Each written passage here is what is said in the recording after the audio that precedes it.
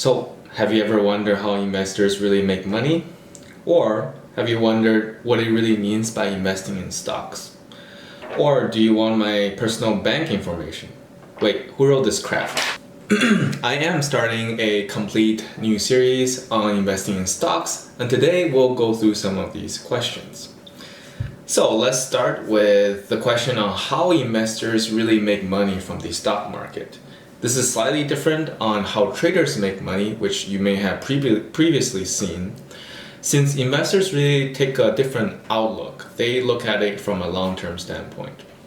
So there are actually two main ways on how investors make money. So the first one is through capital appreciation. This essentially means a price appreciation of the stocks. Imagine I purchased a company's stock last year and it was at $100 per stock, and now after 1 year it is at $120. That means if I sell the stocks, I'll be gaining that additional $20 because of the capital appreciation. Wait, they already know this? The capital appreciation is often known as growth stocks as well. So meaning people who are more risk tolerant, they will be investing in growth stocks, and they tend to have more potential to increase in their stock prices. And then what's the second one? Second one is called dividends. So investors can also gain money through dividends, or sometimes referred to as interests. In the stock market, certain stocks actually pay their shareholders an amount for holding the stocks. It is essentially like a thank you or an incentive for shareholders to purchase the stock. Most commonly, the payout is on a quarterly basis. Stocks in this category could be referred to as sometimes value stocks or just dividend stocks. Important thing to know is that companies could stop the dividends or reduce the amount of the dividends at any point in time. Of course, there are stocks that's kind of in combination of both, where they have a small dividend yield, but they also are considered as growth stocks. A good example is Microsoft. When they first started as a startup, they didn't really pay any dividends to their shareholders.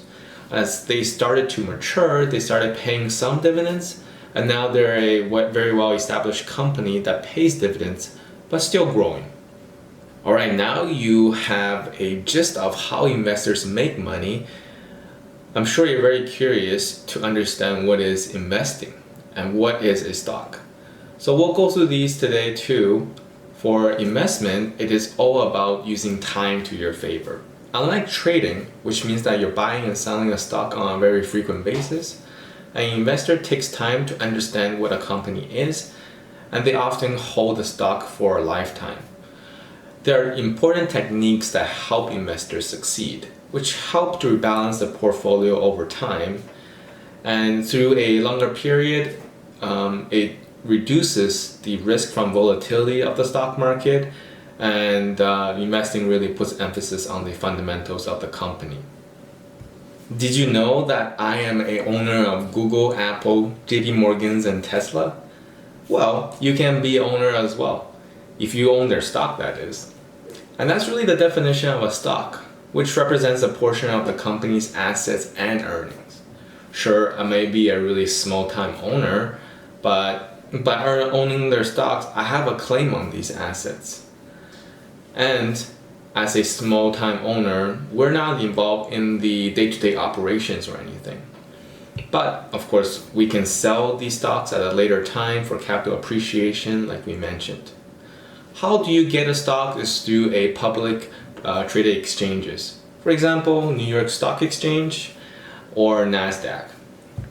Some of the benefits of being an owner could be being paid in dividends, and of course for us to exchange the stock for money by selling the stocks to others.